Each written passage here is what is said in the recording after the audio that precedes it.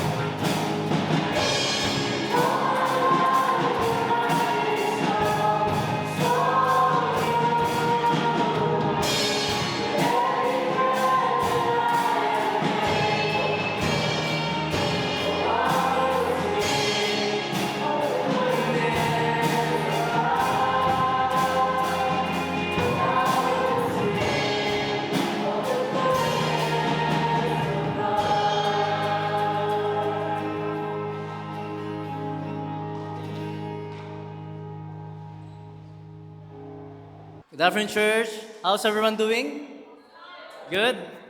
All right, so it's a privilege and an honor to be here standing in front of you, to be delivering the Word of God.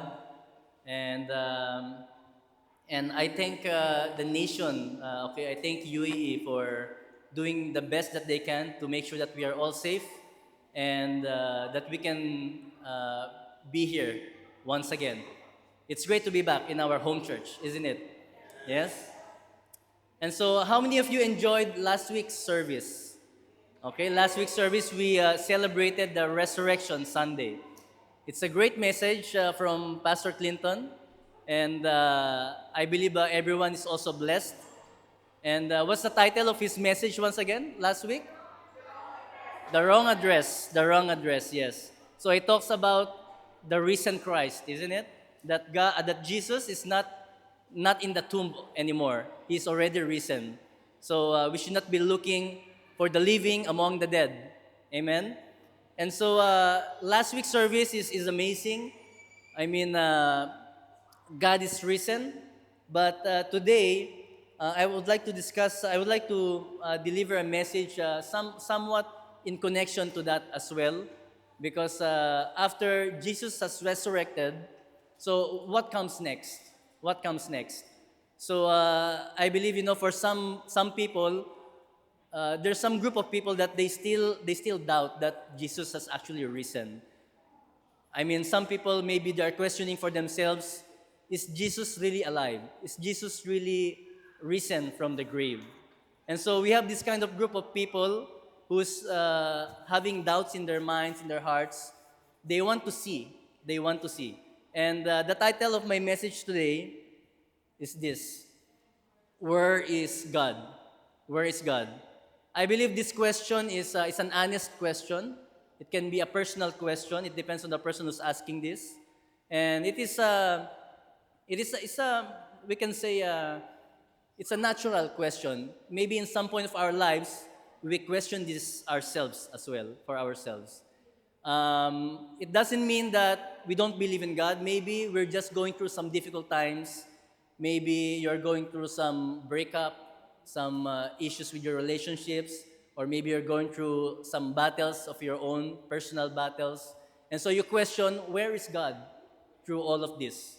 All right? But there's some group of people who's really like doubting the existence of God, right?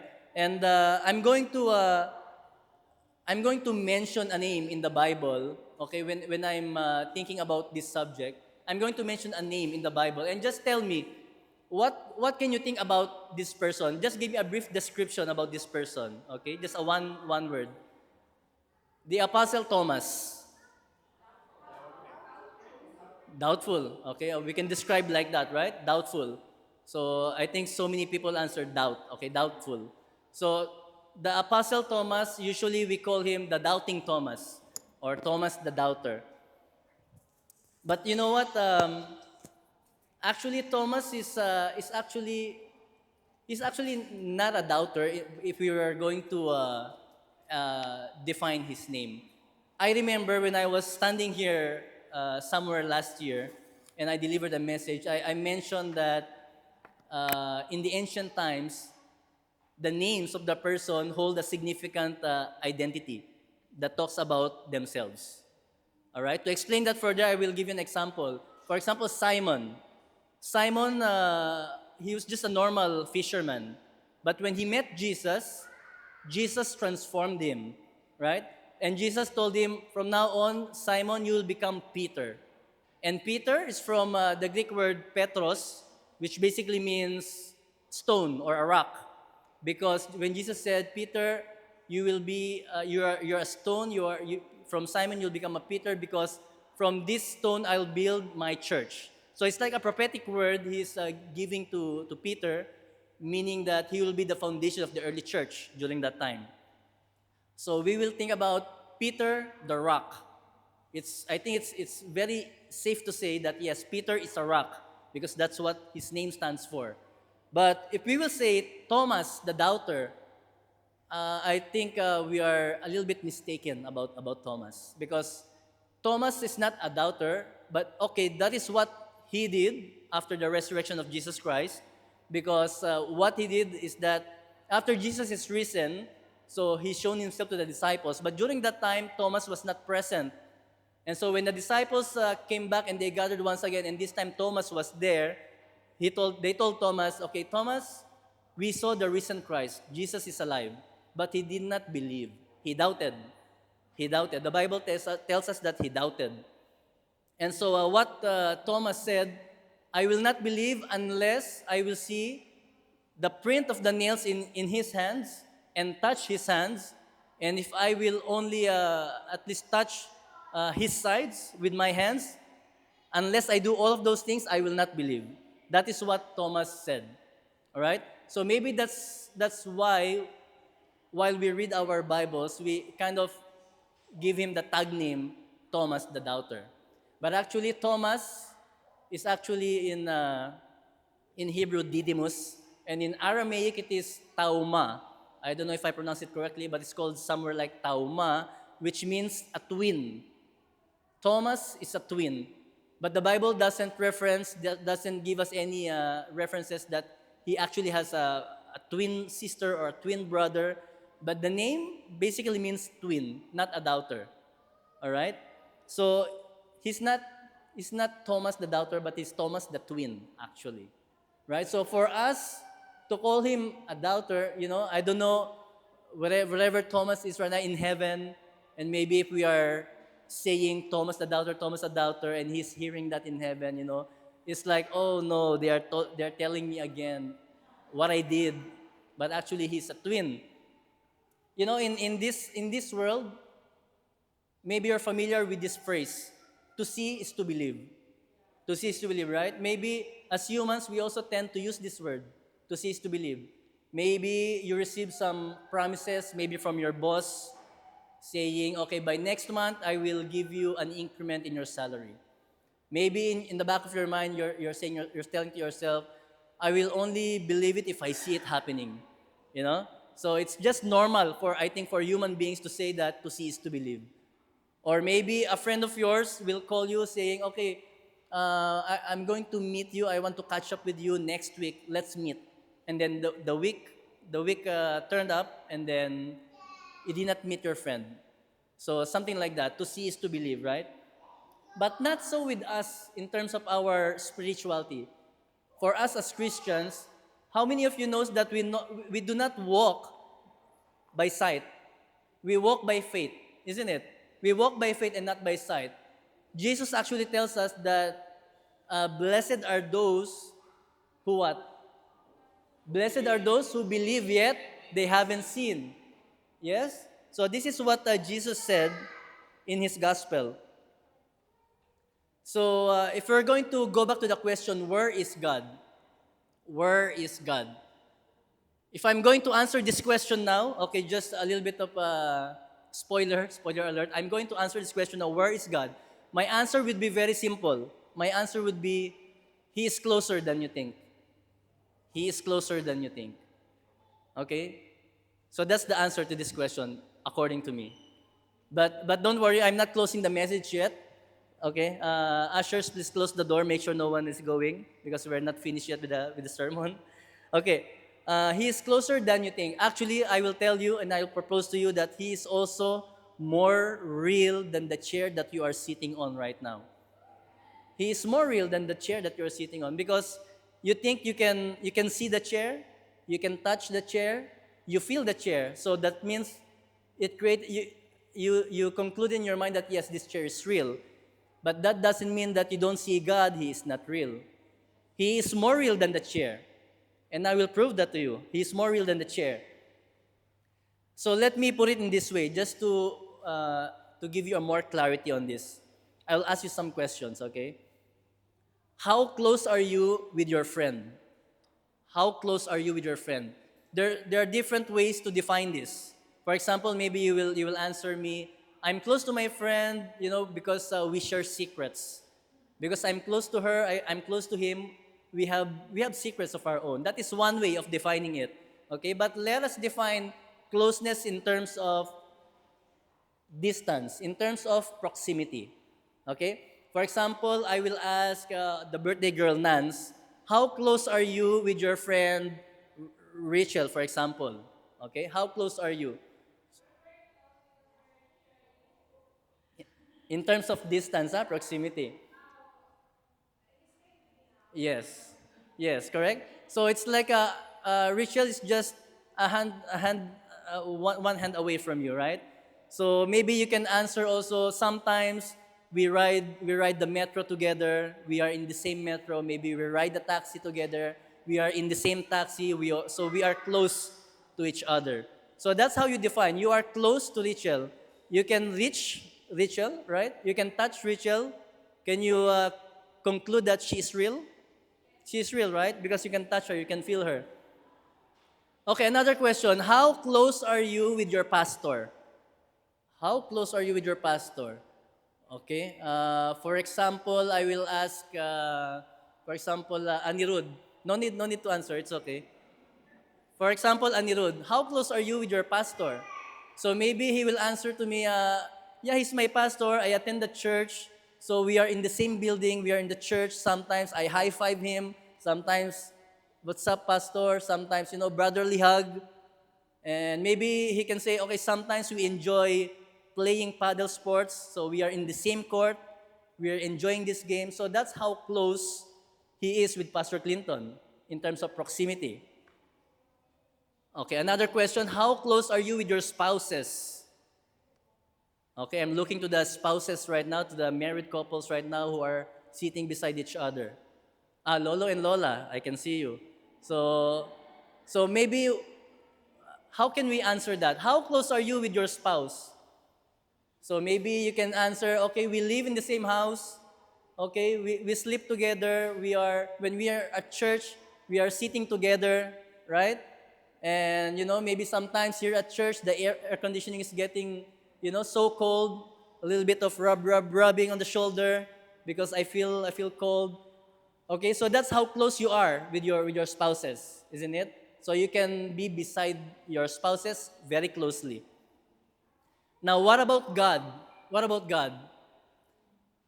For sure, God is here with us, right? So whenever we attend church, God is here with us. What do you think when you are riding the metro, the taxi? Is God with you in the taxi, in the metro? Yes, right? If you are playing your favorite sport, God is there with you. But I will tell you, church, I will tell you, by the time that you receive Jesus as your Christ and Savior, the Bible tells us that the Holy Spirit lives on the inside of us. He lives on the inside of us. How close can that get? He's very close to us, isn't it? Very close. And so if I will ask you that question again, where is God? He is in me.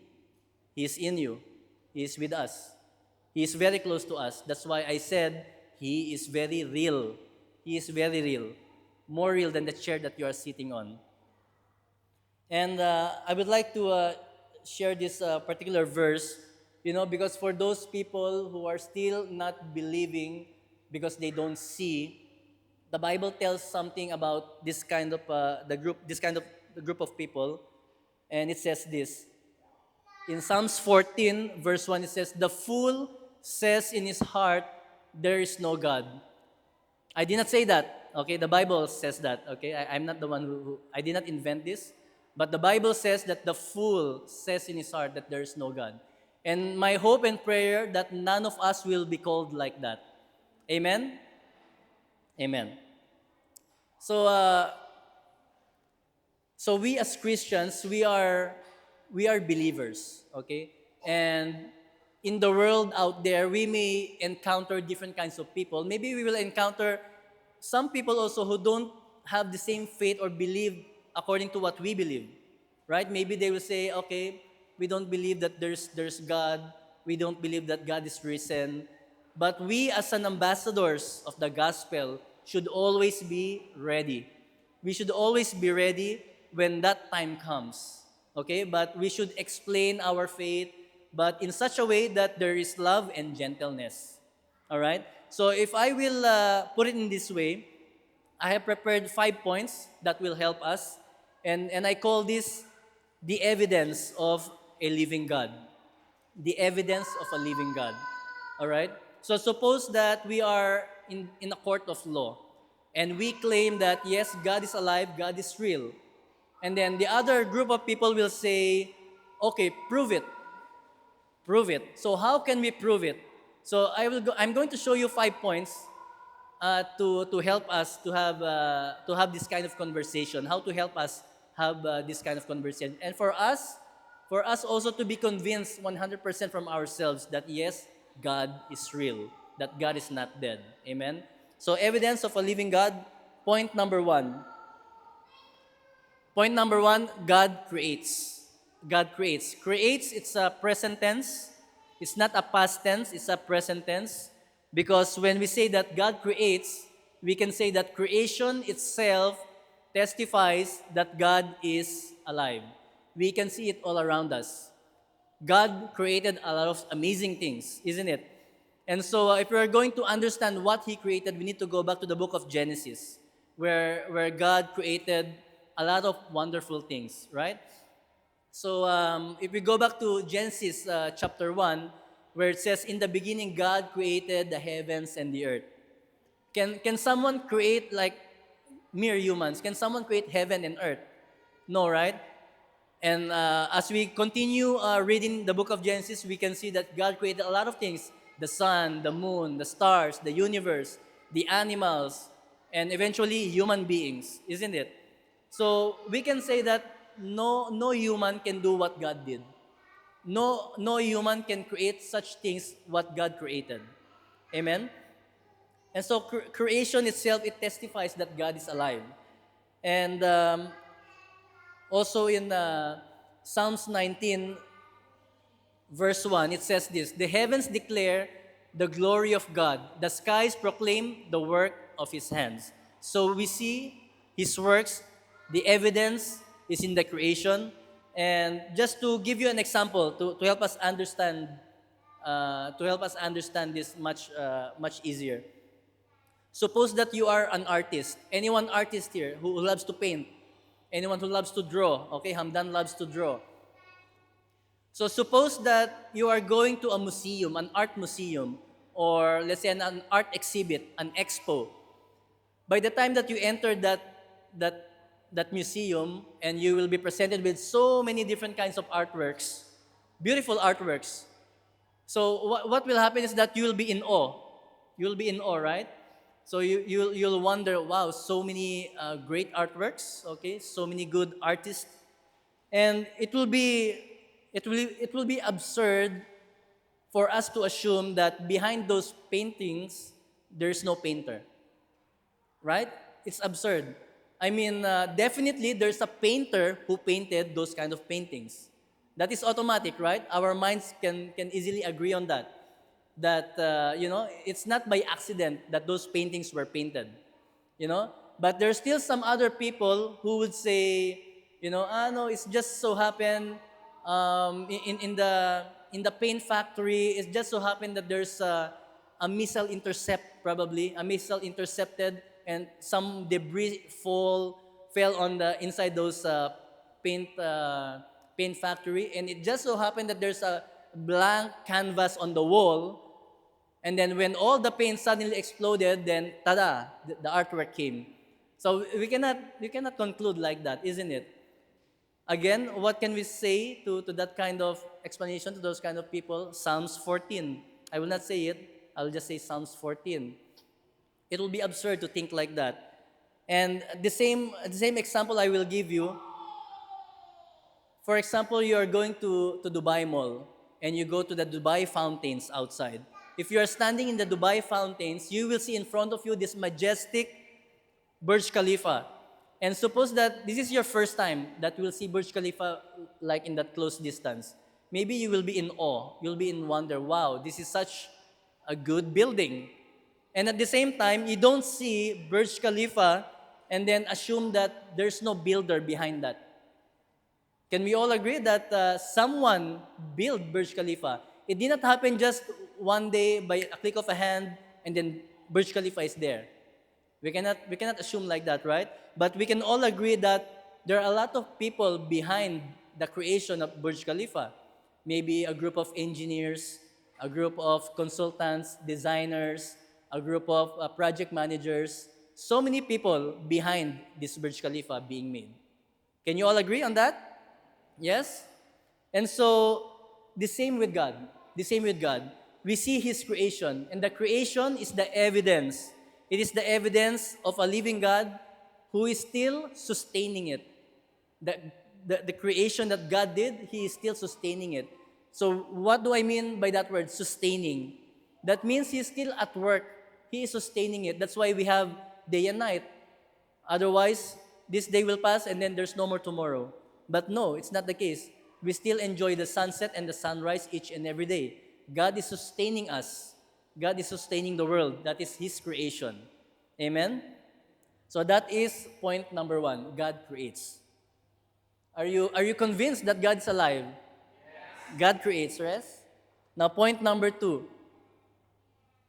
God speaks. All right. So now it's getting more interesting. God speaks. Again, it's a present tense. He is speaking.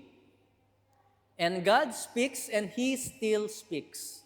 He still speaks. He speaks to you and I. How many of you knows that God is a talkative God? He's a talkative God. Yeah, He speaks so much. And there's so many ways that God is communicating to us. There's so many ways. One way that we can define how He communicates to us is through His audible voice. Because we as humans, when we are communicating to each other, we are talking to each other, right? Through our audible voice. And the same with God. He's also communicating to us in an audible voice. Although you don't hear it too much from other people, but it does happen. And I'm sure that some of you here, there are some of you who actually heard the voice of God. Okay, I will not ask who you are, but I know that some of you have heard the voice of God. And if I'm going to give you an example from the Bible, I was reminded about the story of the prophet Samuel when he was a boy. Any one of you knows that story when he was a boy? Yeah? So when the prophet Samuel was a boy, he's under the care of a certain priest named Eli or Eli. Okay, and one night they are both sleeping, very quiet, and then suddenly God called the boy, Samuel.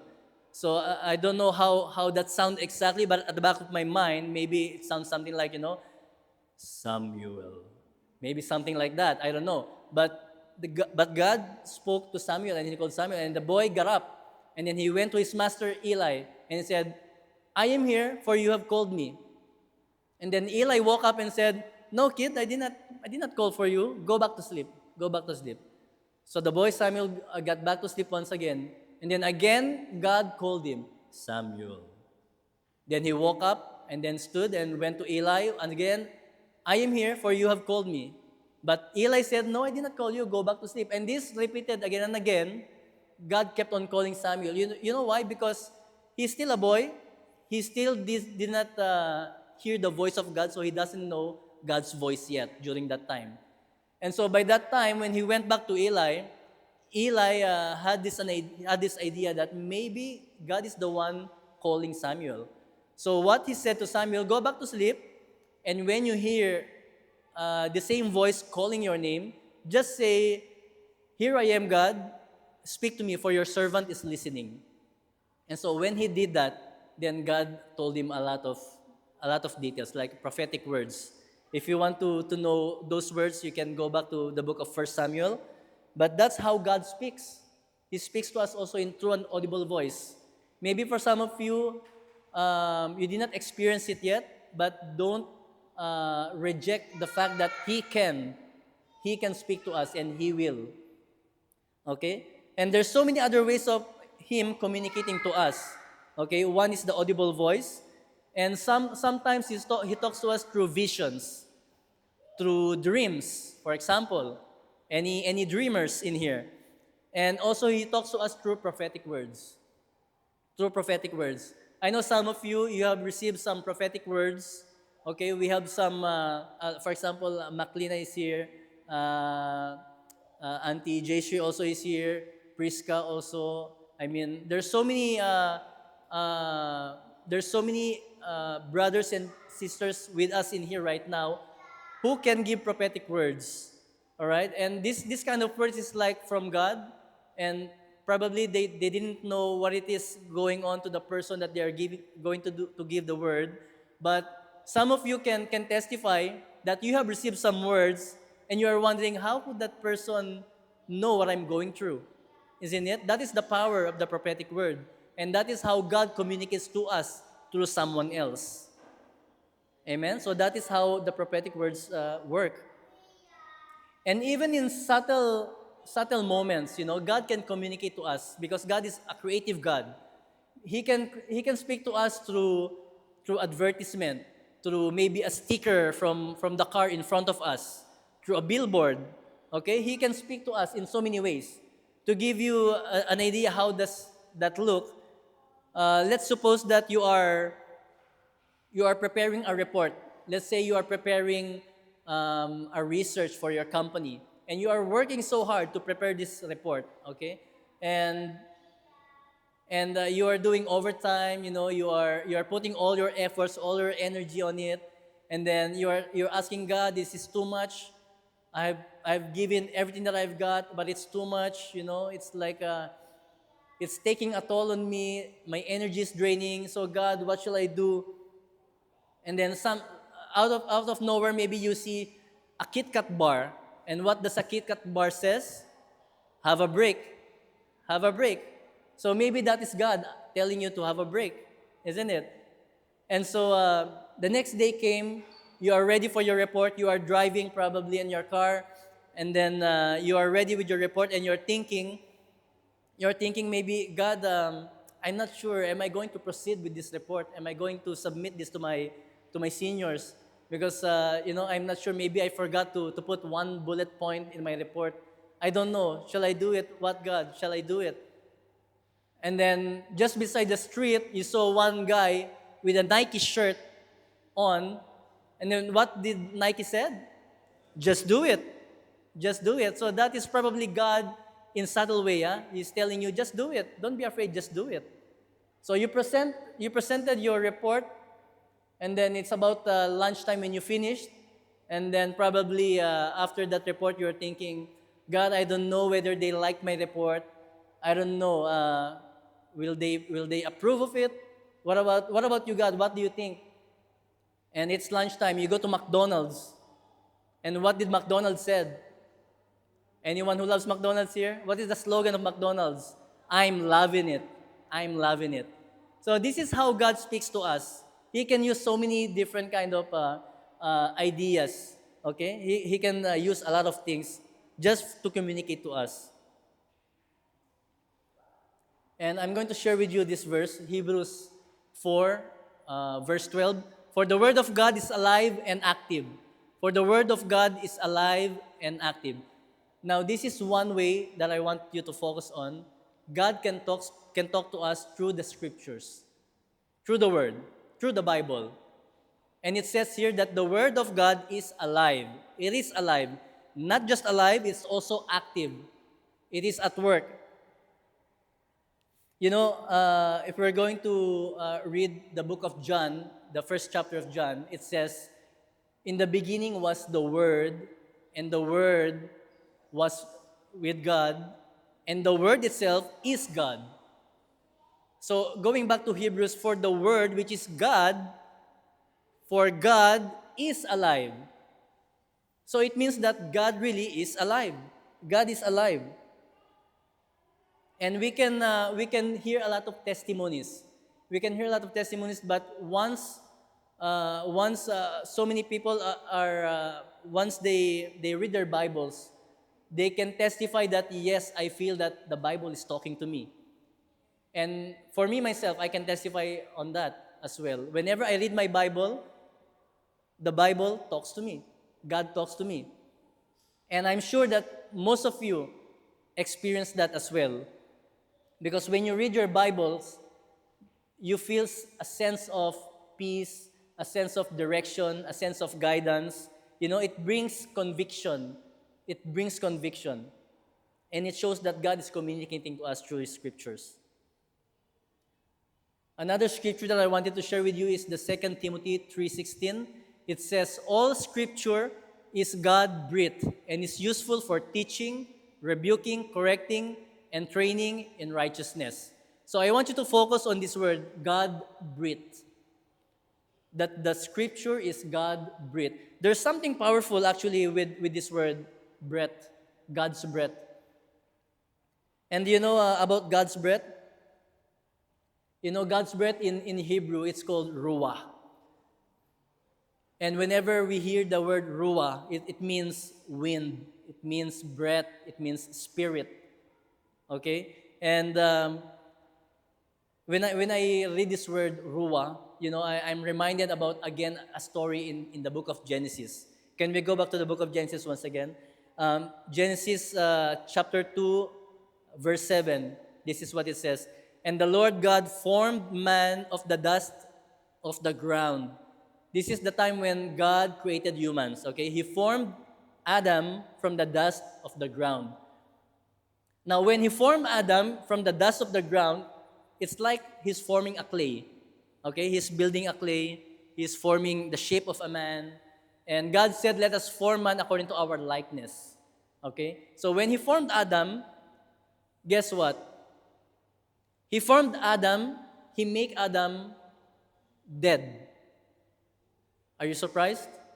He formed Adam dead. He's not a living being. But the Bible tells us, if we keep on reading, when He formed the man out of the dust of the ground and breathed into his nostrils the breath of life, the ruah, the breath of life, and the man became a living being. Did you get that? By the time that He formed Adam, he is dead, he is not living. But by the time that He breathed into his nostrils, he became a living person. And then that's the time that probably, you know, Adam are jumping for joy, you know, hashtag first man alive, something like that. And so that is the breath of God. So when we say that all scripture is God-breathed, that means the scripture itself is alive because God's breath is on the scripture. Amen? That is why when we read the scripture, it is like He is communicating to us because the Bible is alive. Amen? And a dead God doesn't speak. A dead God doesn't speak. But the Bible continues to transform the lives of the people even up to today. Amen? And even if you read the whole Bible, anyone here who read the Bible from cover to cover? Anyone? Yes, from cover to cover? Yes, so many people. Did you read it cover to cover once, twice, maybe thrice? Okay? And some of you who have read it several times, even if you repeated it, keep on repeating it, you will still discover that there's still some fresh revelations that you are getting out of it. Isn't it? Maybe you have read, like for example, in my case, I have read the prodigal son story. I have read it several times. But whenever I keep on reading it, there's still something new that I discover on it. And the same with all other scriptures in the Bible, because the Bible is living. The Bible's not dead. The Bible is living. That's why it keeps on speaking to us. Whenever we keep reading it, even though you think you read it before, you reread it again, and you will be surprised that you are going to discover a lot of new things once again. And that's how God communicates to us. Now, the third point is God answers. Okay, this is also another good point. God answers. And He answers our prayers. He answers our prayers. God is a God who answers prayers.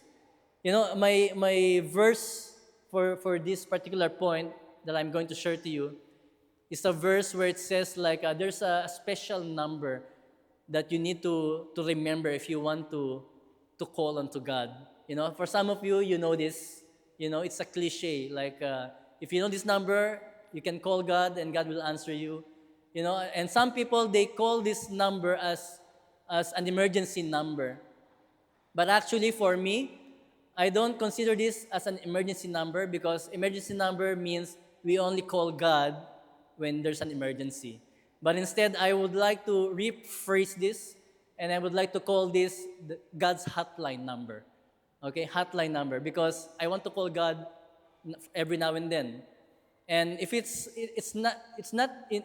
hotline number of God is not the same as the call centers here in the world. Whenever you call a hotline, it's busy. You know, you need to hold the line. But God's number, once you call God's hotline number, it never gets busy. He's always available for you and I. And that is this verse, 333. Jeremiah 33:3, it says, "Call to me and I will answer you and tell you great and unsearchable things you do not know." So it's it's a good thing to remember 333. It's easy to remember. Jeremiah 33:3. Now, if you are in USA, they have an emergency number, right? It's 911. So when you call 911, what they will say, 911, state your emergency, right? Because you are calling for an emergency. That's why it's called an emergency number. But for God, like I said, I don't want to call this as an emergency number. I would like to call it as a hotline number, 333. But when I'm studying this, I was reminded, actually 911 is also a good number. Like what's happening right now in our nation. Thank God for the peace, by the way, that we are experiencing right now. But on the past weeks, whenever we hear some explosions here and there, maybe for some of us, we considered it as an emergency. Maybe we can try to call 911 as well. But I'm not talking about 911 in the USA. God gave this number to me as well. 911, I'm talking about Psalm 91:1. And what does Psalm 91:1 says? Whoever dwells in the shelter of the Lord will find rest and shelter. And it talks about protection for us, God's divine protection for us. So this is me. I'm just trying to, work things out about 911. Maybe you can create your own numbers as well.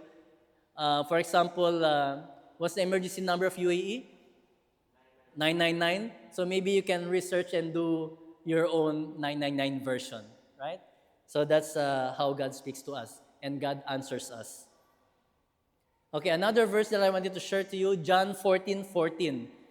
And it says, if you ask anything in my name, which name? Jesus. If you ask anything in my name, I will do it. I will do it. That's why most of us Christians, followers of Christ, whenever we pray, we always end up with in Jesus' name. Because there is power in the name of Jesus. Right? And so, just for example, how Pastor Clinton is doing it. In Jesus Christ's mighty name. And everyone said, Amen. So, Pastor Clinton usually say that, in Jesus Christ's mighty name. You can also do your own style. Like, in the sweet name of Jesus.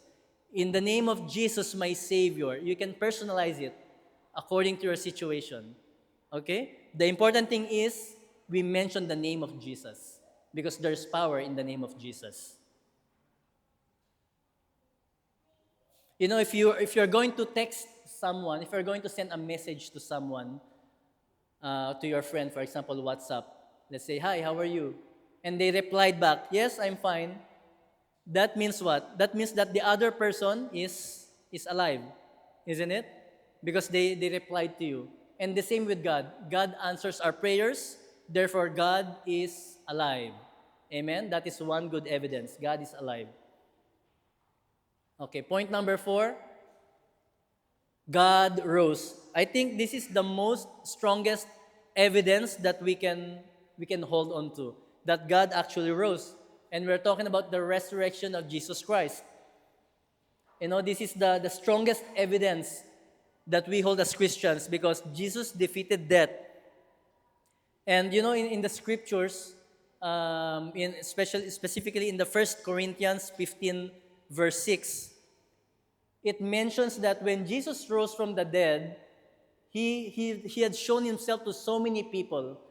So many people have witnessed him that can actually say and testify that yes, God is alive, that God is risen. He did not show only to the disciples, to the close friends, but he showed to the other people as well. He actually showed himself to over 500 witnesses, all at the same time, 500 witnesses. If you're going to present a case in a court of law, in the world, okay, in the court of law, suppose that you're presenting a case, okay, that guy stole my watch, for example. And then the judge cannot say, okay, you said that he stole your watch. Okay, then he's guilty. He cannot judge like that, right? You need to have some form of evidence. You need to have some form of evidence. And one strong form of evidence is through a witness. If there is a witness saying, oh yes, I actually saw it. He stole that guy's watch because I saw it with my own two eyes. So that is a strong evidence if you have at least one witness. Suppose that you have two witnesses, even much stronger, right? So the same with God. In Scripture, it tells us that over 500 had witnessed the risen Christ. That even makes it much better, much stronger. Not one, not two, but more than 500 witnesses. So God is really alive and He is risen. Jesus is risen. Amen? And I believe resurrection is the essence of what we believe as Christians. It's very important. It's an important event, especially when we did that last week service, the Resurrection Sunday. It's a very important event for us as Christians. And then last and not, in Matthew 28, it says here, He is not risen. He is not here, He is risen. He is not here, He is risen. Okay, and the last point that I'm going to show to you is that God transforms. God transforms. And He transforms by changing lives. By changing lives. You know, the verse that I wanted to share with you is this, 2 Corinthians 5:17. And this verse says this, therefore, if anyone is in Christ, the new creation has come, the old has gone, the new is here. Usually this verse, we see this during baptism services. You know, in the baptism services. Because it is like you going under the water. The old you is gone. All your sins, your past mistakes, the old you is gone. And when you have risen up from the water, the new has begun. The new has come. Your new life in Christ is come. So it means that God is still changing people for the best because He wants us to transform to be more like Jesus every day. To be more like Jesus. And you know, whenever we receive Jesus as our Lord and Savior, there's a lot of things that is being transformed in the inside of us. You know, for some of us, maybe addictions are being broken. Maybe those hatred that we keep on our hearts, somehow we feel there should be a forgiveness to be released. You know, despair turned to hope. And there's an evidence of a living God at work. Okay, when we have Jesus and the Holy Spirit inside of us. And you know, we also hear that a lot of people in the world, they experience radical transformation when they receive Jesus Christ. Radical transformation. What do I mean by this? For example, addictions being broken. You know, I've heard and I knew some friends of mine, you know, that they are, let's say, smoking. Smoking is some sort of an addiction, isn't it? Especially if you're smoking for a long time. But by the time that you accepted Jesus as your Lord and Savior, His grace is upon you. And, you know, sometimes radical transformation is happening. How? Sometimes, you know, you quit smoking out of nowhere without any withdrawal symptoms. But for normal people, it's becoming like, you know, it's very difficult to cut it. It's very difficult to cut the addiction. But with God, with you, there's enough grace. The Bible says that His grace is sufficient, isn't it? And that grace is sufficient, and the addiction can be broken easily by the help of God. And the same with drinking. You know, I knew a person also who used to drink a lot. Okay, this is in the past when this person is still young. He used to drink a lot. Okay, but by the time that he accepted Jesus as his Lord and Savior, guess what happened? Immediately he stopped drinking. Immediately he stopped drinking. And even until today, I know that he is not drinking. He is sober even until this day. How do I know that? How do I know that? Because that person is me. That person is me. I used to drink a lot in the past. But by the time that I knew Jesus Christ, immediately I never tasted any alcohol in my life. Amen. And that is the transforming power of God. Amen. So this is the evidences that God is alive. So whenever we go to the world and we preach the gospel and somehow we come across people of different belief, different faith. So now I feel that we all have this kind of evidences that we can present. Right? So we have 5 points. We have 5 evidences that we can present. Come on, church. Are you blessed? Are you blessed? If you're blessed, say amen. Amen. Thank you, Lord. Thank you, Lord. That's it for me. Thank you, Jesus. Thank you for joining us and listening to the message.